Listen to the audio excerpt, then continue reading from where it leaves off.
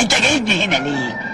عشان تشوف الدنيا، تشم شوية هوا صحي، مش بدل الزنقة اللي انت مخلوقة فيها. طب اسكت بقى لحسن هدوخ. ما انا عايزك تدوخي. عايز ادوخ؟ يا ريت عشان اسندك. يا اخي جاتك دوخه. ما انا عايز ادوخ. طب اوعى بقى جاتك دوخه. انا معجب بيك يا شبشب، انت مش عارفه قيمه نفسك، انت زهره متمرمطه في الطين. انت وبعدين معاه، ما تبطل الكلام ده يا راجل انت.